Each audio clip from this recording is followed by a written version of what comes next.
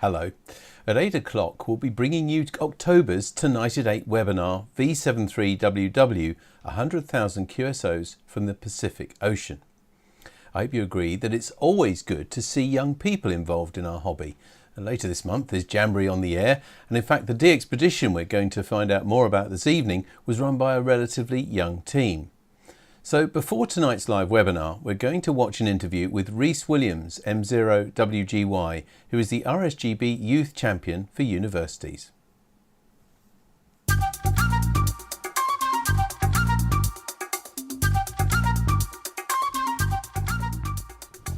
Firstly, Rhys, thank you for taking the time to come and have a chat with me here today. It's great to be able to put a face to the name. We've exchanged emails and I've read your blog, so welcome. Oh, thank you. And secondly, congratulations on the new role as University Youth Champion for the RSGB. You must be really excited by the position. Yeah, absolutely. It's really great to be here. Thank you very much for having me and for giving me the chance to come and speak to everyone about this and to present this morning as well. It was really nice to meet some people, of course, to put a face to the name with some of the team as well. And I'm really excited to kind of have my input on youth and amateur radio, specifically in the university setting. Brilliant. So I'm really excited for that. Brilliant. Because you've just completed your Masters, I believe, at Cambridge University, where there's the Cambridge University Wireless Society. So you were quite an active member there, is that correct? Yeah, that's right. I think I got very lucky in the sense that the Wireless Society in Cambridge is really well run. Martin's running an excellent ship up there, and there's a lot of student engagement as well. Not only that, but we have a really big following with the local operators too. So there's quite a big crossover. They'll come and help us with kind of putting up antennas for contests, even some of the operation with supervising some of the students who have the foundation licenses or need supervision as well. It was really great to come into that society as a full licensee, just because it meant I could really get involved with some of the supervision, with some of the management as well. And yeah, I think that's a really important thing, is having that continuous support from local people, because in a university you have such high turnover. You have people coming in every 3 years, 4 years who may leave after that time. And it's really great to have that base of people who are there, who can kind of man the ship when students are home out of term time, or even when they leave, when they graduate. And that's something I'm really keen to sort of foster in other university societies where there maybe isn't that base at the moment, or where there's not so much student engagement. Maybe there's not that much awareness. So I think that's something I'm going to try and bring into other clubs during my time in this role. Okay, because you've gone from Cambridge and you're now doing your PhD at Oxford, which hasn't got an established club. So how do you think you're going to go about fostering those connections with the local community and your local club, and perhaps try and get the club at Oxford off the ground? So there is a pre-existing call sign at Oxford, and I know that there are some people who are really eager to get that up and running again, which is it's already a great start. I mean, it's much easier than getting something in from scratch, although that certainly will be possible. But the thing is with the Oxford Club is that at the moment there are only 1 or 2 people who are trying to get the wheels turning in some form or another, and I think all they need is a bit of a push, or they need some support, some body of students who will say, yeah, let's make this happen, let's really get to work on getting the club back up and running. I know that's happened up in Glasgow, that's happened in Surrey as well, from what I've heard from friends of mine, from people I met at YOTA, for example, as well. And so I'm going to reach out to people. That's something I've not done as of yet, but it's now I've kind of settled, moved in properly. It's something I'm really keen to get back up and running again, because it was a big part of my university life while I was in Cambridge. And it's something that, you know, on a personal level I want to carry on further, and it's something I want to bring to other people as well. And I think one way of doing that is even just by getting a representative, be that me or someone else, just into the first lecture of term at in the physics department or the engineering department or something like that, and saying, this is who we are, this is what we want to do. Amateur radio is a great way of expanding your knowledge in the field. Why not come along and we can start setting up a small group, even if it starts out as something informal, like a small social group, and we can build from there. I think that's where we're going to have the most impact, is starting with something small, something that we can achieve, and then moving on to that. And that's my vision for that in essence, really. Brilliant. No, that sounds really exciting. And it's one of the things that in the communications team we really enjoy hearing about is what the clubs are up to. I'm sure you'll be providing us with lots of dates on what you've been up to.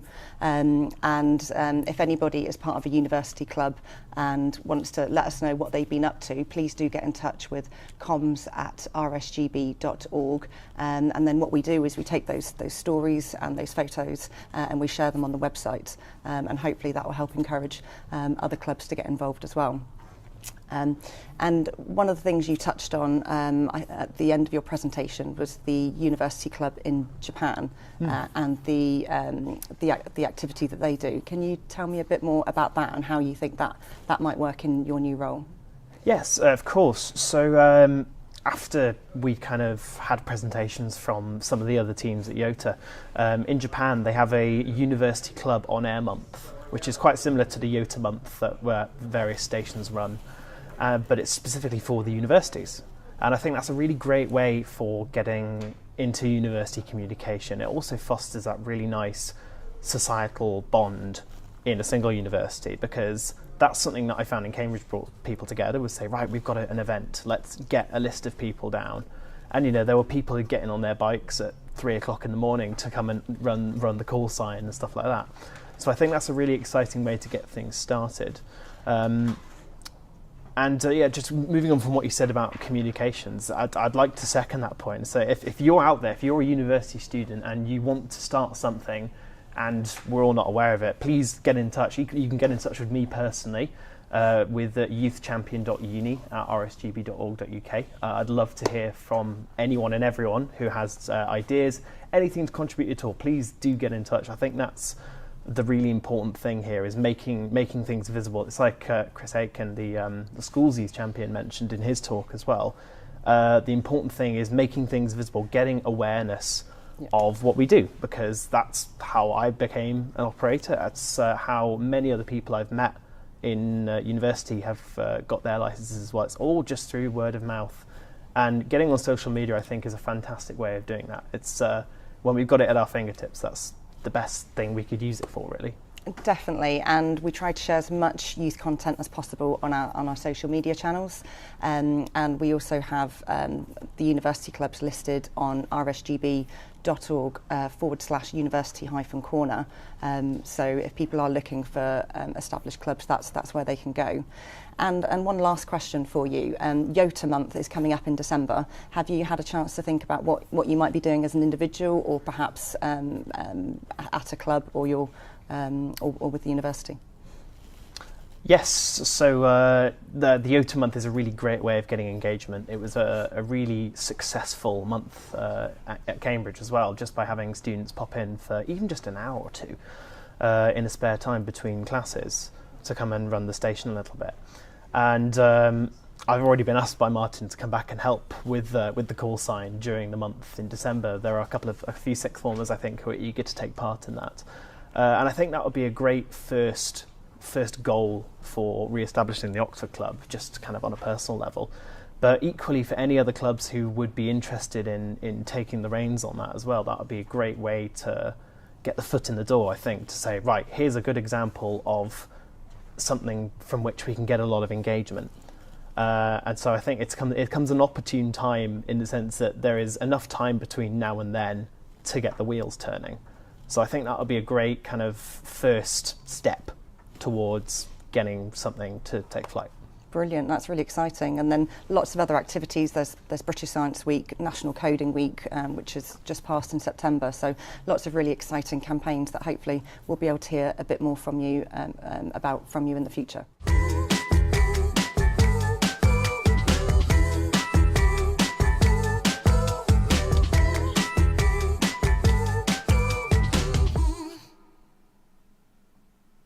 That interview was recorded at last year's RSGB convention, and leads me to remind you that this year's convention is this coming weekend, Saturday the 11th and Sunday the 12th of October, and you can buy tickets on the door on both days. There are full details from rsgb.org/convention. Tonight's live webinar, V73WW, 100,000 QSOs from the Pacific Ocean, starts shortly.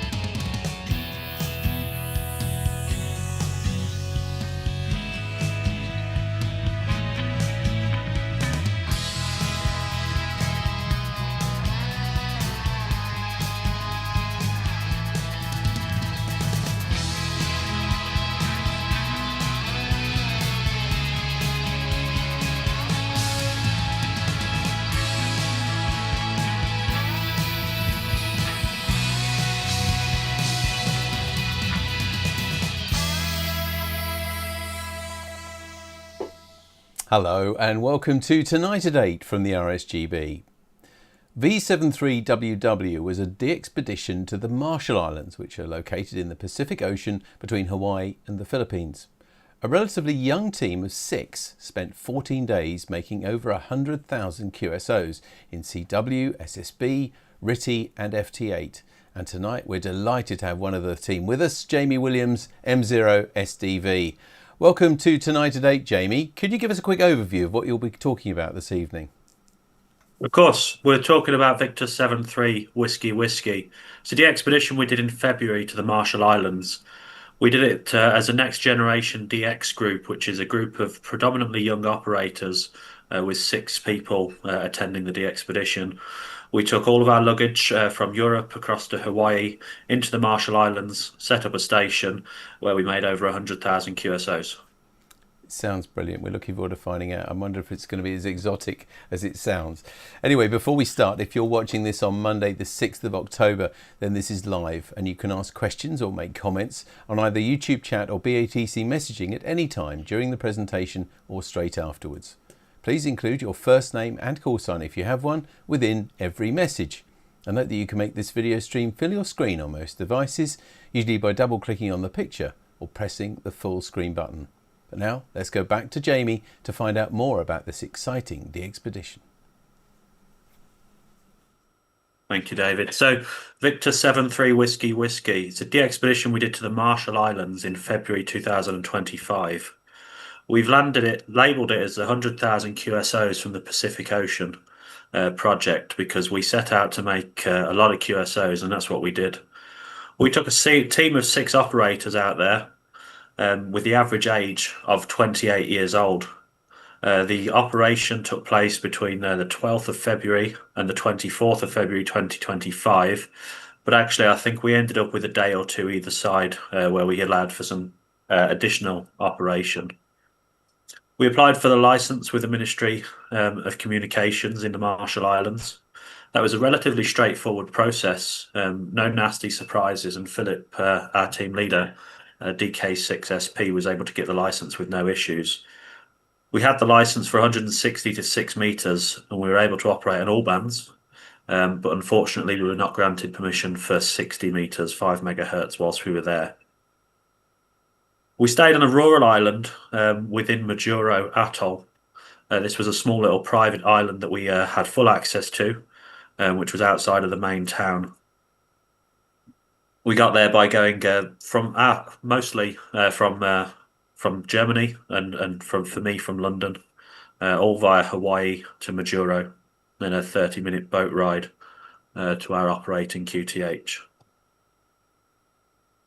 The team consists of our team leader, Philipp Springer, DK6SP, and the co-leader, Sven Lovrik, DJ4MX.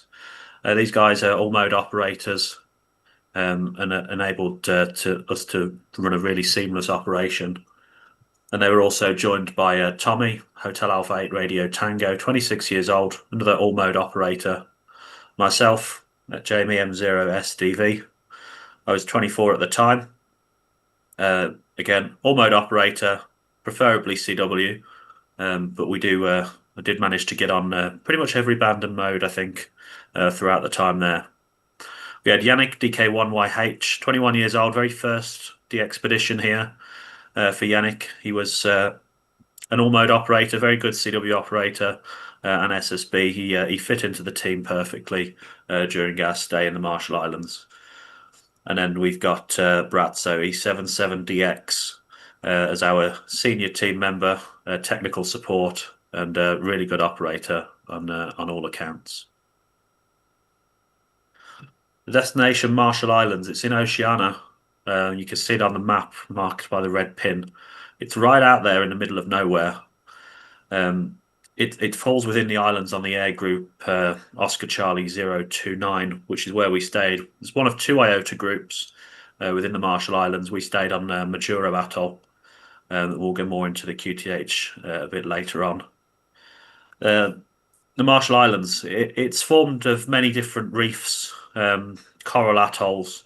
There is ridiculous amount of islands in this region, over 1,000 different islands in this region. And given how vast it is, it's quite surprising to see that there's only 42,500 residents that live there.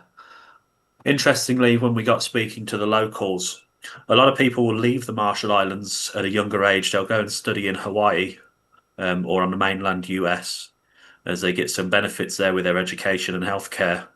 So a lot of people will leave the Marshall Islands for work and college and schooling. It's 12 hours ahead of the UK. They use the US dollar, which is quite good actually. It's quite convenient for us to make sure we can manage everything whilst we're there. I don't know if any of you have travelled across to the other side of the world, but you soon realise that 12 hours is a big difference in time, especially when you're trying to make phone calls back home, and you realise that in the middle of the night, or in the middle of the day when you're calling, it's the middle of the night back home and you've just woken everybody up. Every DXpedition that we go on has some targets. For this DXpedition, we set out to make 60,000 plus QSOs. We've got a good team of mixed mode operators, so we wanted to do a mixture of CW, SSB, RTTY and FT8. RTTY is an underused mode currently, so we set out a specific target for that mode to make 2,000 QSOs. Just to allow the demand to be met there. And it gives the operators a bit of a change of pace rather than using the same old modes every time.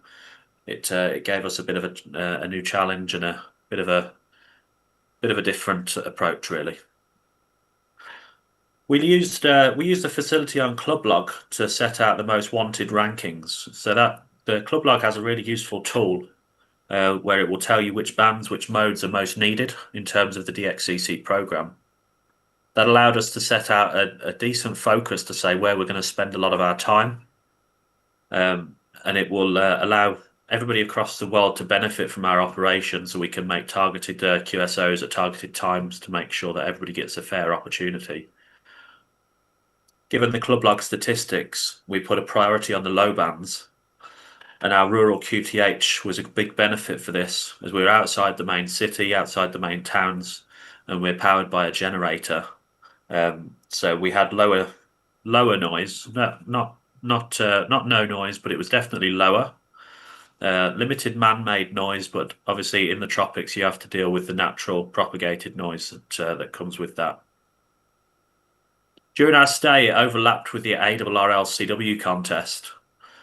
We did a multi-2 entry in this contest, which means we're operating 2 radios simultaneously, essentially, and we swap out the operators throughout. That allows us to be present on 2 bands at once for the duration of the contest. And we made a good number of QSOs in this contest, and it was really fun to do that. And of course, all of our QSOs had to be daily uploaded to Clublog and Logbook of the World. Initially, this was an if the internet was stable kind of thing. We had some issues with the internet to start with, as it didn't exist in the building that we were using for a shack, but we soon remedied that with the Starlink, which allowed us to keep a good solid internet connection and run the live stream throughout the entire DXpedition.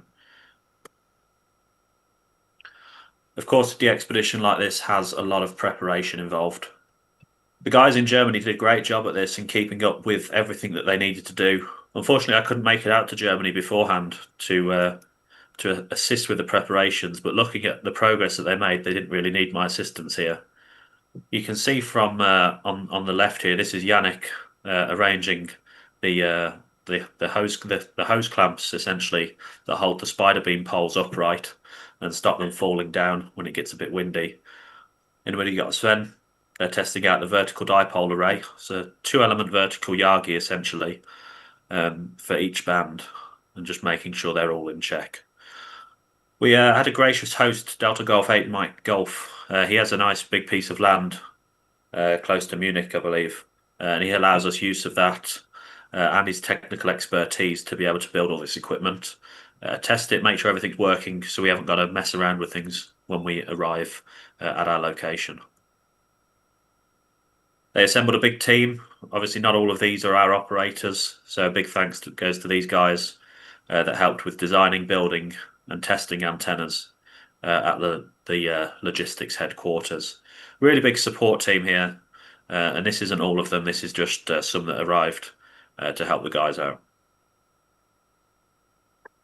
This just gives you a bit of an idea as to the challenge that we face here. Now, when we talk about the 12-hour time difference, as I said earlier, you talk about 14,000 kilometers in flight.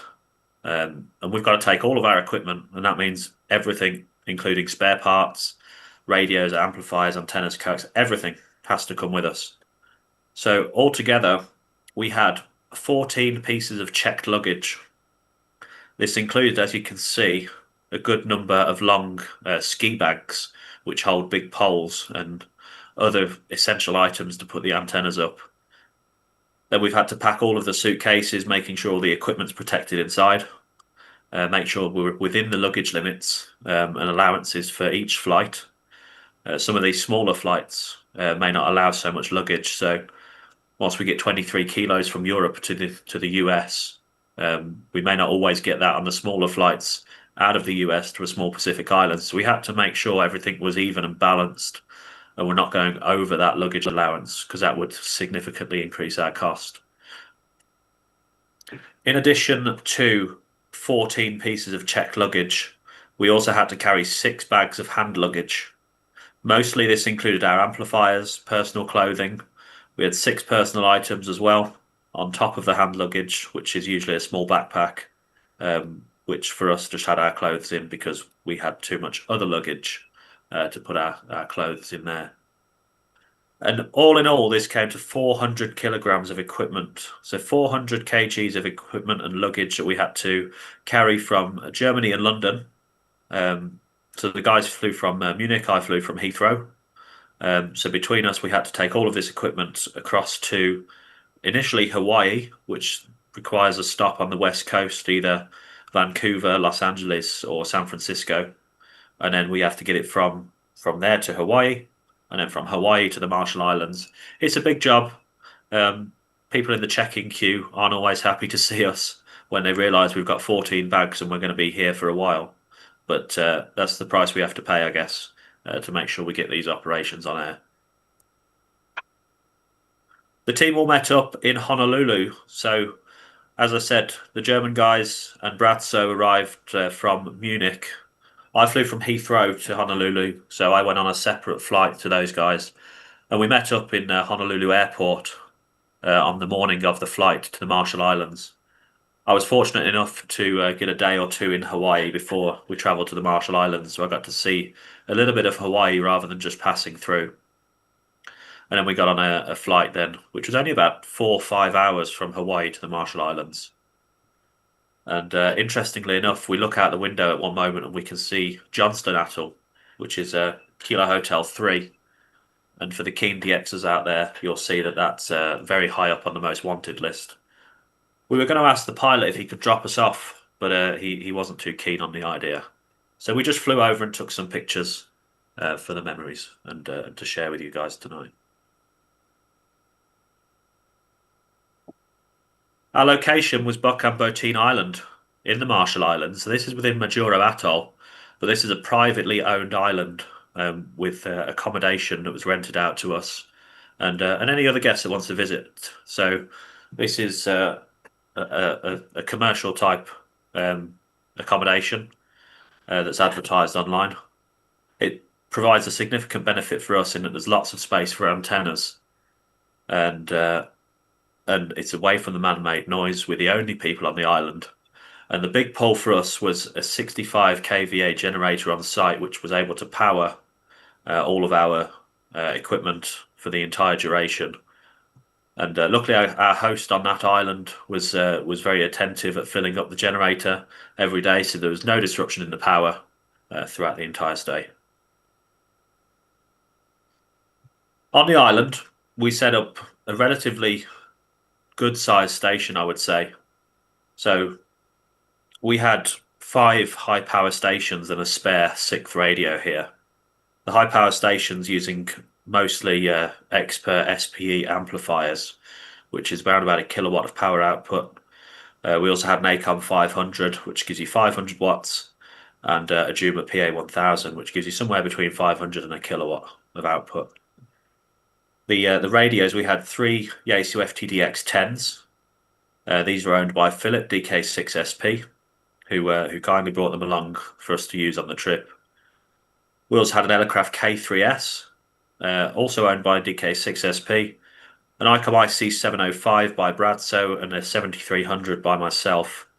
And we took 6 radios. We intended to run 5 stations, and then we need 1 as a spare, just to make some contingency in case something goes horribly wrong.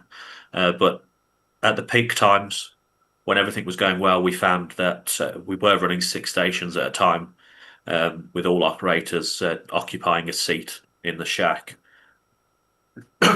Between every radio and amplifier, we had bandpass filters. These were mostly high power or low power bandpass filters, I should say. And after the amplifiers on certain bands, we had high power 4 Oscar 3 Alpha filters. We then have a number of different antennas here. So we had a 3 or 4 element Yagi on 10 meters and 12 meters. This was designed and built by Bradso E77DX.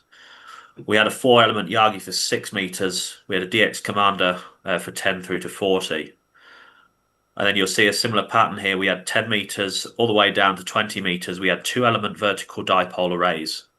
These are 2 element vertical Yagis which sit on a spider beam pole with the feet of the spider beam pole in the ocean. So it works very well with the salt water. Then we had simple quarter wave verticals for 30, 40, 80 and 160. As well as some receive antennas for the low bands to help us combat the propagated noise. All these antennas fit nicely on our island. It's a private island, so we don't have to worry about people walking through radials or tripping over guy wires, which is a huge bonus for us. It saves that little extra element of risk. And you can see from this picture on the right-hand side that we positioned them mostly on the northern side of the island. This was our shot into Europe and North America, Japan. Pretty much every direction we wanted to reach to make QSOs with was off the north side of the island. Our antennas sat with their feet in the water on the seabed, essentially, maybe 10 to 15 meters out from our accommodation, with coaxes propped up so they don't get wet, or the use of waterproof coaxes. So we can run them underwater and avoid having to stretch them out.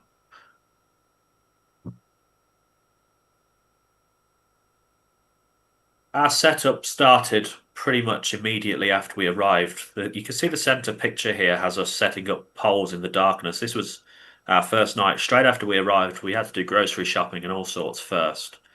But we started setting up immediately. We wanted to get a head start in the morning before the sun came out and got too hot. So we're just sort of exploring the jungle, the beaches, and everything throughout our setup. And it took, I think, maybe three days to get everything prepared in its entirety before we could sit down and relax a little bit in between maintenance tasks. This is our operating shack, which is a bit of a glamping pod. And here's the guys preparing the antennas on the balcony here on the deck with the 6 meter Yagi just in view there. Our operating positions are inside that little dome that we just saw. Like I said, it's a glamping pod, so it's a bit unusual for what we've usually operated from, but it served its purpose very well. It had power supplied by the 65 kVA generator, which was flawless for us and exactly what we needed to run 5 high power stations with amplifiers. It had air conditioning, it had ensuite facilities, and even had a bed if an operator needed to take a nap. So it worked out really good, and you can see pretty much the whole team here sat around operating, making lots of QSOs. And on the far right, you can see what it looks like just after or just before we were leaving and about to pack up to go home. Our high band antennas, as I said, on the left-hand side is our 4-element Yagi for 10 and 12 meters. This was an experiment by Bradso E77DX, and it seemed to work very well. And comparably with the vertical dipole array, we got some good results. The center picture really shows how we positioned our antennas. Just on the bed of the sea, in some rocky patches, we were able to, when the tide goes out, go out and put the antennas up, make sure they're guided and secured.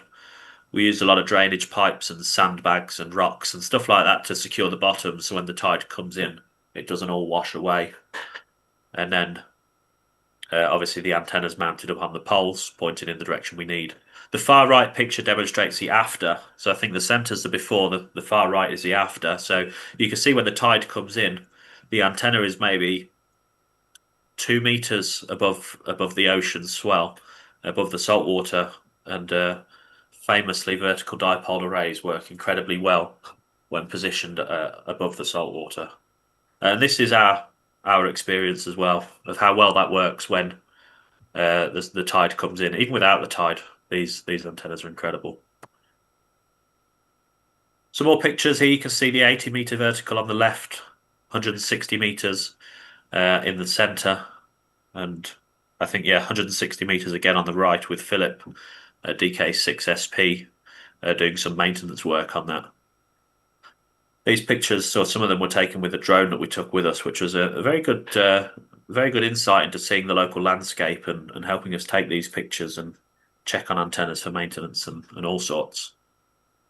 These antennas, all with their feet in the water, really beneficial, and we've got some incredible signal reports that came back from all the way across the world here, which from the other side of the world is very pleasing and very satisfying to hear that we're a big signal pretty much everywhere. We operated for a little over 12 days. Here's the team without me in this one as they hit 100,000 QSOs. I think I left to go home the morning this picture was taken, and they hit 100,000 by the evening. Fortunately, I had some work commitments, so I had to go home a little bit earlier than the guys. But it's really good to be a part of this. I think we were at 93,000 QSOs by the time I departed, and then the guys smashed it up to 100,000 QSOs by the evening, and a very well-deserved drink to celebrate that 100,000 QSO mark. And the significance of this is obviously we look back at the targets, and we targeted 60,000 QSOs. So we're almost double what we were looking for, So over 40,000 QSOs more than we were looking to achieve, which is a huge milestone for our team. Some of you may remember the 8 Radio 7 X-ray trip last in 2024, and that was 73,000 QSOs, and now we've gone to the next step of 100,000.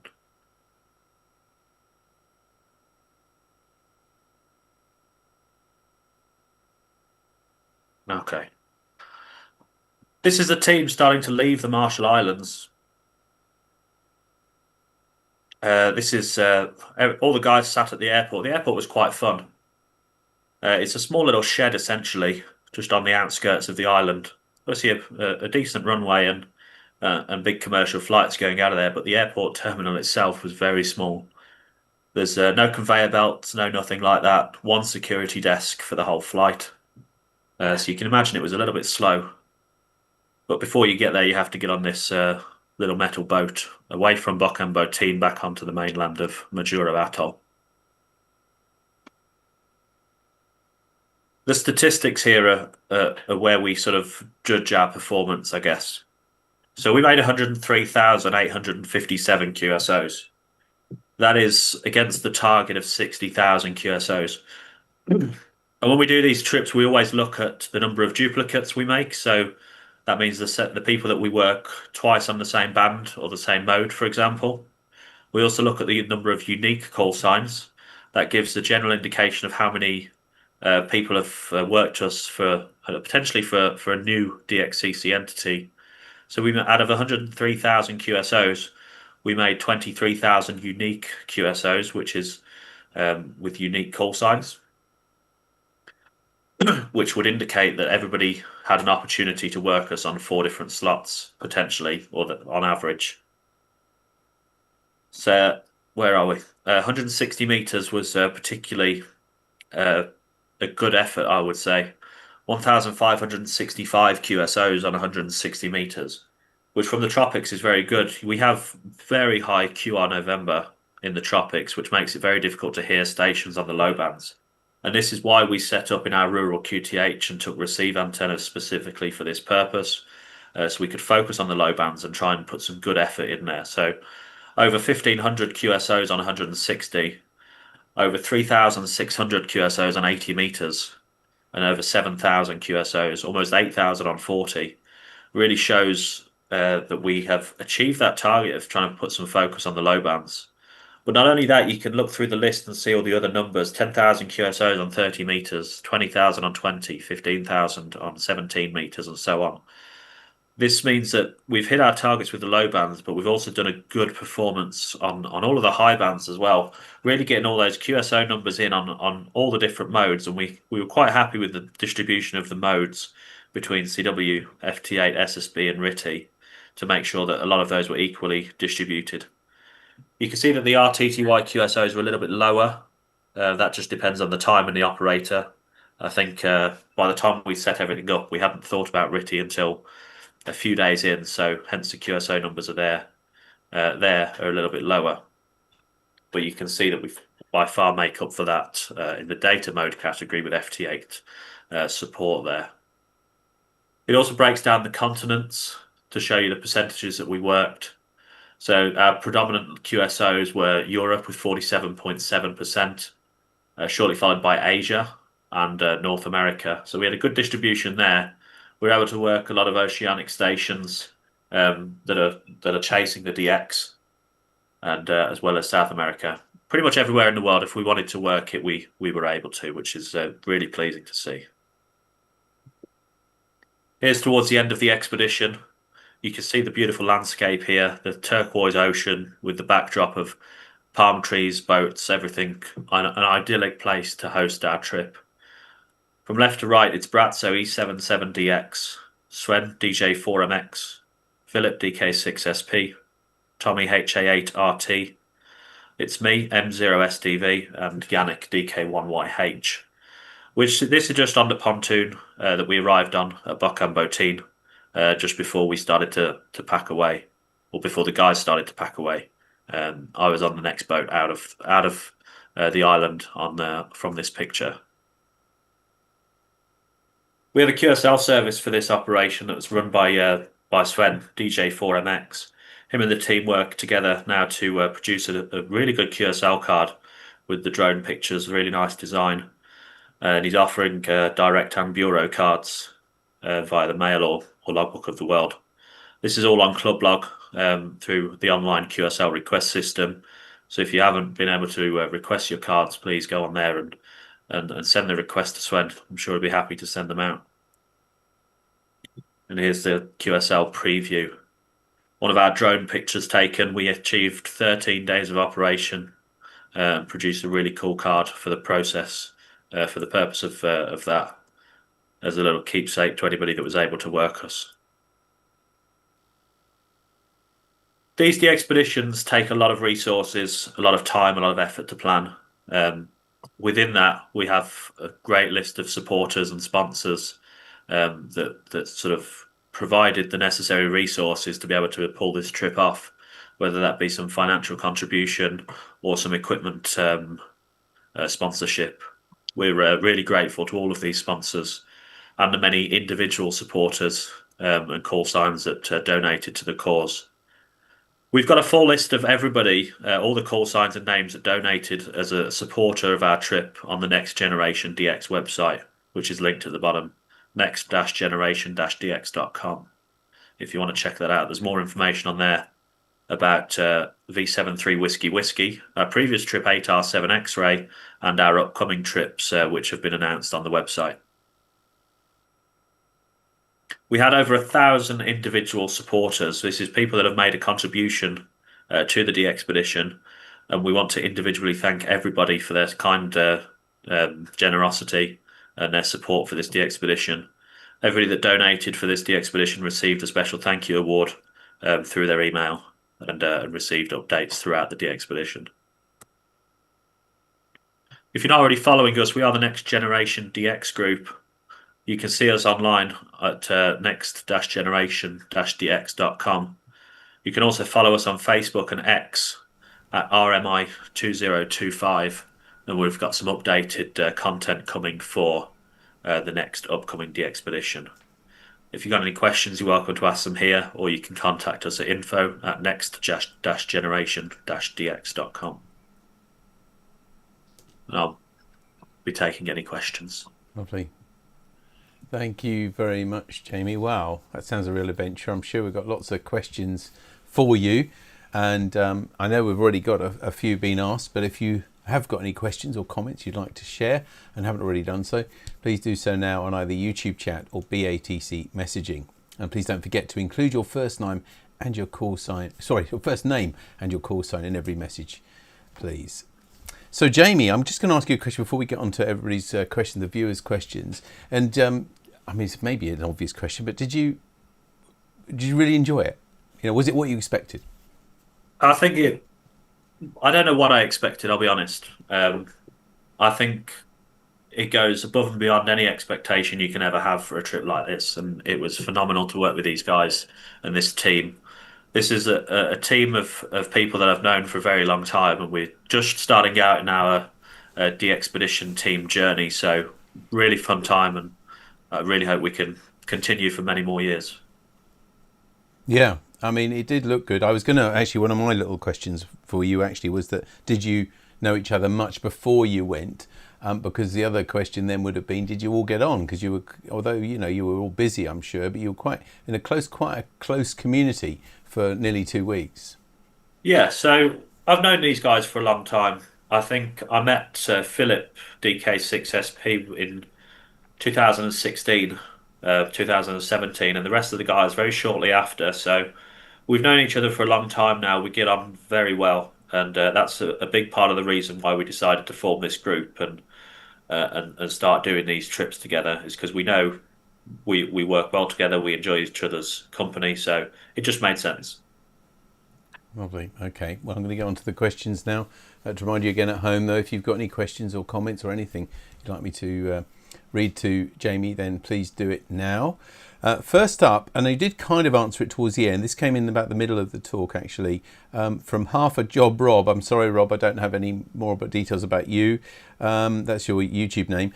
And he asks, was this trip self-funded? I know you did answer a little bit of that, but maybe you can go into a little more detail.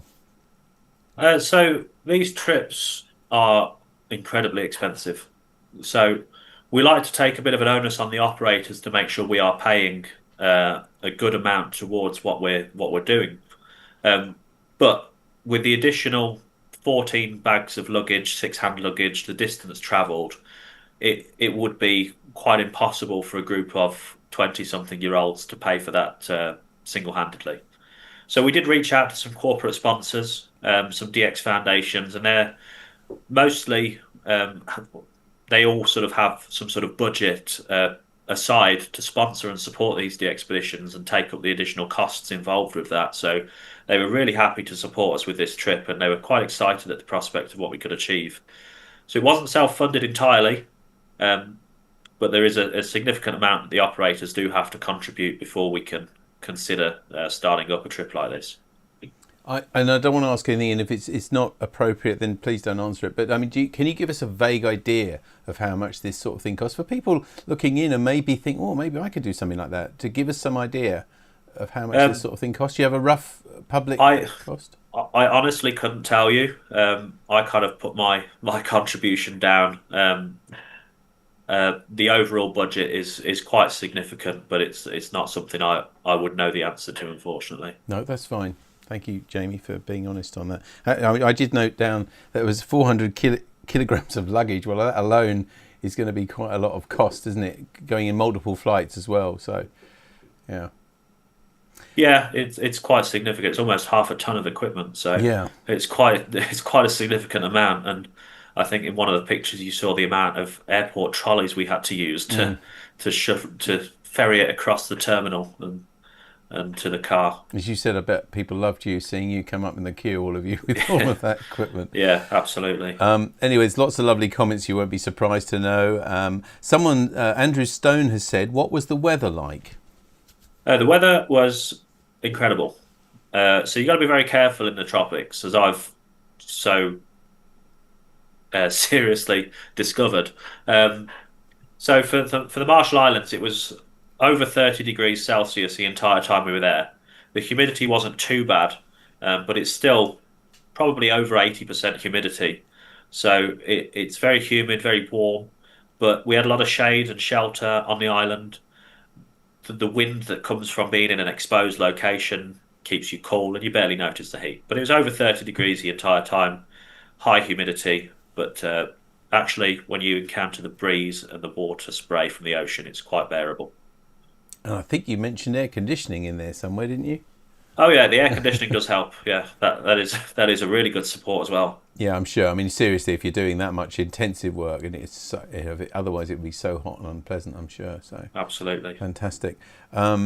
ADG6AD says you have a lot of DXpeditions experience now, Jamie. Would you like to take the team leader role? And if so, what locations interest you for a future DXpedition? Oh, that's a good question. I'm always interested in progressing my own sort of abilities and knowledge. So yeah, I would take the team leader role and take that next step forward.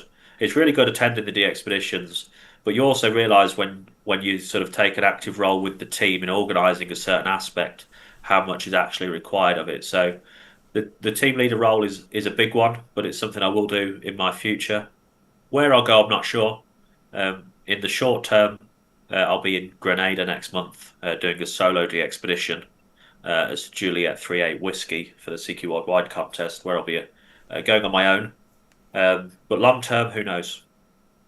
Good. And now you did give us a teaser that on your website, next-generation-dx.com, that tells you what your next planned DXpeditions are. Can you just reveal some of those to us now? Yeah, so I'm not sure how much I can reveal, actually. Well, whatever's on the website would be okay, let me just have a look at the website.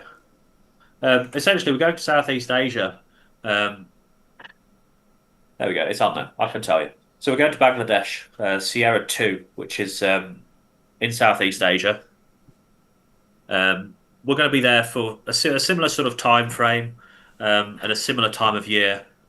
We're still working on a lot of the details. We don't know the call sign yet, so I can't give away too much, but it'll be very similar sort of layout to this, have our set targets and what we want to achieve. But yeah, we're going out to Bangladesh, which is reasonably high up in the most wanted list across the world. And maybe can I draw you, just because you mentioned it in your presentation, about KH3, which you went over. Is that on your maybe wanted list yourself personally? I would love to. There's a lot of issues with Johnston Atoll. It can be challenging to go to these places. They're run by the US Fish and Wildlife Service, and you've got to have that rapport with them. So there's a lot of teams in the US that have got the correct approach to doing stuff like that. Whilst I would love to go, I can't see it in the near future for me. Okay, but it's nice to have that aspiration, isn't it, and that ambition to do it. Got a bit more from Half a Job Rob now, and quite understandably, he hasn't got a call sign because he said he's studying for his foundation course now. So good luck with that, Rob. He also asked the question: how long were the days sat at the radio? It's a lot down to personal preference. You know, you can be there as long or as little as you want to be. The way we ran it was so that there's always two radios side by side. So if one radio was empty, we could run sort of like a single operator, two radio scenario here. So you can run CW or SSB on one side, and then you can run some sort of digital mode on the other. So rather than, I know some trips will leave like their digital modes on autopilot, we like to make sure there's always somebody manning that station. So our team are quite a capable team.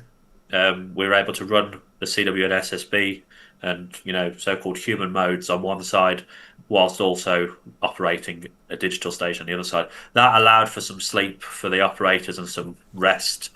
So we didn't have to have 6 operators on 6 radios 24 hours a day. Okay, thank you. Steve, NA5C, says, how did you work out, it's linked with this really, sleep schedule and he says thanks for a great job as well. So, you know, how did you work out? How did you keep yourselves fit and active, as well as how did you manage to work out the sleep schedule between you? It's very much personal preference. You know, some guys are happier doing the night shift, some are happier doing the day shifts, and we didn't have a particular schedule mapped out. We just kind of come and go as we want. It's the only real rule to this is there always has to be somebody in the shack all the time. Right, yeah, well, that's that. Yeah, I guess that's completely understandable, isn't it? I know it's just for personal question now from me. Your equipment list. There was one slightly surprising radio on that there. You had, I think, 3 linear amplifiers with you, if I got that right. But you also had a 705, which many people will know is a QRP radio, maximum 10 watts, I believe, when it's powered. What was that for? Was that one of the backup radios that you talked about? Because you did say, I think, at some points you were using all 6 radios. Yeah, so the 705 pairs nicely with the Juma PA1000 amplifier. The Juma only requires a very low power input to get a good amount, you know, 750 to a kilowatt out. When you plug in the 705 into a mains power supply, you can actually get 10 watts out of it, which is more than enough to power the amplifiers. And that radio we were using, not as a spare, but predominantly with the Juma, to sort of allow that sort of, I guess, the weight balance to work out on the flights. The Juma is a very light amplifier. The 705 is a very light radio, and when they pair together, you can still get over a kilowatt out of it. Wow, that is amazing, isn't it? Excellent. Okay, thank you for that. Martin Atherton has said the RSGB DX fund chipped in alongside CDXC and GMDX in the UK, and of course lots of other organisations, and as you said, individuals as well. So it's maybe a good opportunity to tell everybody actually that there is this fund that the RSGB have. It's called the HF DXpedition Fund, and you can find out more details about that on the RSGB website. Tim Beaumont, M0URX, says, delighted that you took on the journey on DXpeditioning, Jamie. Some great life experiences, Tim says. Yeah, thank you, Tim. I've known Tim for a long time now, and he's always sort of pushed me down this road of encouragement and trying to get me on these DXpeditions. So, yeah, it means a lot, Tim. Thank you. Yeah, it's really good. And only one other question left at the moment from Terry G3VFC, who asks, any technical equipment failures or shortcomings? Or, as he says in quotes, I wish this operational feature had or had not been included. So any notes about the equipment that you chose to take? So we had a couple of minor issues, nothing overly significant. I think we lost power on one of the amplifiers, but that was human error. You know, when you're sat there for a lot of hours throughout the day for a long time, human error kicks in. You get tired, you get a bit of fatigue and brain fog. So, no, as far as equipment issues goes, nothing really. Any issues that came across us were made by ourselves and our own tiredness. What do I wish that we had as a feature? Potentially a beer fridge in the shack. Otherwise, nothing. These guys planned a really good trip. Yeah, it does sound good, and it looked like fun, and obviously it does matter as well a lot that you got on well with each other. Well, thank you very much for coming and giving this presentation to us tonight, Jamie, and we must look out for your website and your future endeavours. next-generation-dx.com is the website to see what you're doing, and do keep in touch with us here at the RSGB, won't you? Yes, David. Thank you so much for having me. It's been a pleasure being on tonight. Lovely. Thank you very much indeed for joining us. There we are, and that concludes this webinar, and a thanks again to Jamie Williams, M0SDV, and also thanks to the team who work on this webinar series behind the scenes. You can see details of upcoming Tonight at 8 webinars, as well as other links to previous programmes, by visiting rsgb.org/webinars. And don't forget, this year's RSGB convention is at Milton Keynes this coming Saturday, the 11th of October, and Sunday, the 12th of October at Milton Keynes. Although it's now too late to book tickets in advance, you can just turn up and pay on the door. For details of this exciting event, please visit rsgb.org/convention.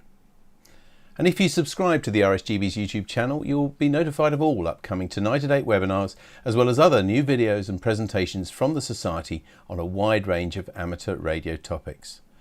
Thanks for joining us this evening, and until next time, this is David G7URP signing off and clear. Bye bye.